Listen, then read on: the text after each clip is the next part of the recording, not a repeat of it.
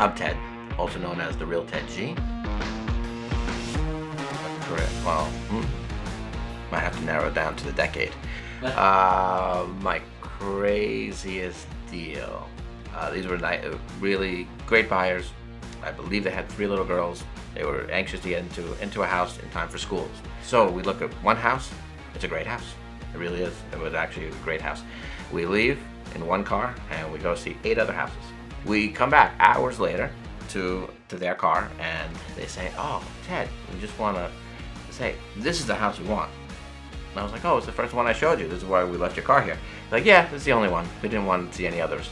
But everything happens for a reason. Because if I had read correctly the document, it would have said that these sellers did not plan on leaving their home until after February of the following year. So the current owners, we sat down at their dinner table and we figured everything out. The buyer calls me up at night and he says, "Don't let me screw this up. My wife wants this house." I said, "No problem." Okay. And then I had the wife call. She said, "Don't let my husband screw this up. I really want this house." I said, "I know." Okay. The next phone call I got was from their attorney who said, "Did you have them agree to all this?"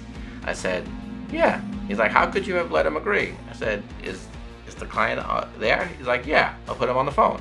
I'm like, "You agreed to all this, remember? This is what you have to do." And he said, "Yep." And then he put his attorney on the phone and said, "Oh, he did agree to everything." All right. Not only is everything put together, we obviously cannot close in time for schools.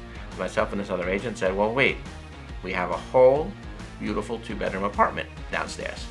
What if we close on the house and have the seller rent back the upstairs from the purchaser where they're living, and the purchaser would actually move to the downstairs apartment?"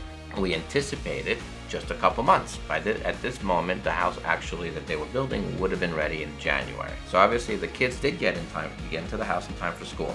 Not only did they get in time for school, they actually spent several holidays together with these people because their house got delayed. And the house actually wasn't ready in January of the following year. It was actually ready in May of the following year. The moral to the story is none of it would have happened if everyone didn't kind of compromise and say, "Oh, this is what I want. How can we make this work?"